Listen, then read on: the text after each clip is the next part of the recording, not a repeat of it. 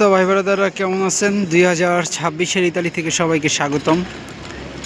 যারা অনেক দিন ধরে 2026-এ এবং 2025-24 থেকে ইতালিতে আসার চেষ্টা করতেছেন, এই ভিডিওটা সাধারণ কিছু, মানে জ্ঞানের কিছু নাই, অত কিছু আপনাদের বিভ্রান্ত করুন না।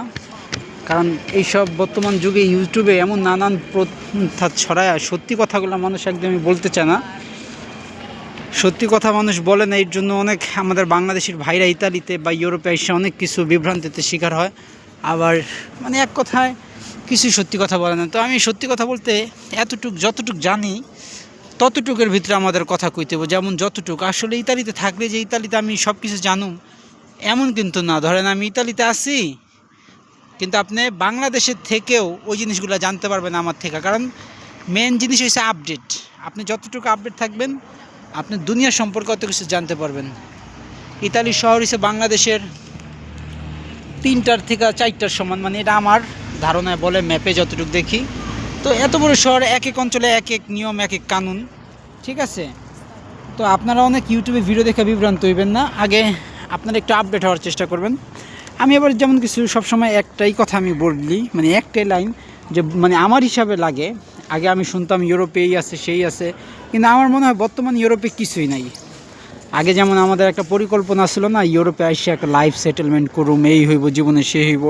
আসলে বর্তমান সময় ইউরোপে খুবই টাফ হয়ে গেছে, কাগজপত্র অনেক লেট হয়।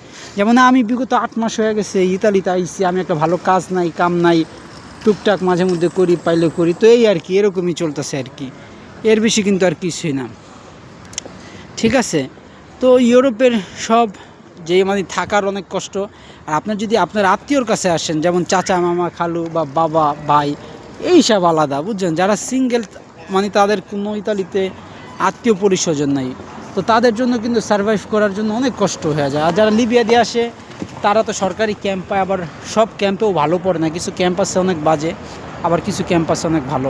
তো ইকুয়াল আপনারা যে কাজটা করতে পারেন, আপনাদের মানে কোনো বললাম না যে জ্ঞান দিন না, আপনাদের মনে যেটা চায় সেটাই করেন। তো কিছু সত্যি কথা এটা আপনাদের মানতে হইব যে আগের ইউরোপ নাই, কারণ ইউরোপ খুবই টাফ হয়ে গেছে। ইউরোপে কাজ পাওয়ার ক্ষেত্রে, কাগজ পাওয়ার ক্ষেত্রে, থাকার ক্ষেত্রে, পরিবেশ, সব কিছু টাফ হয়ে গেছে। বিশেষ করে ইতালি, ফ্রান্স, লন্ডন, এই 3টা দেশে তো অনেক।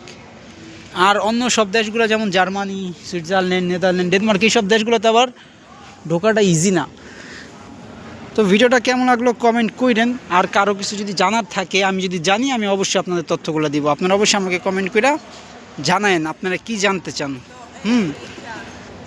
এই কথা। তো সবাই সুস্থ থাকেন, ভালো থাকেন। আজকে এই পর্যন্তই ভিডিওটা, আর বেশি লং করুন না। Take care, bye by.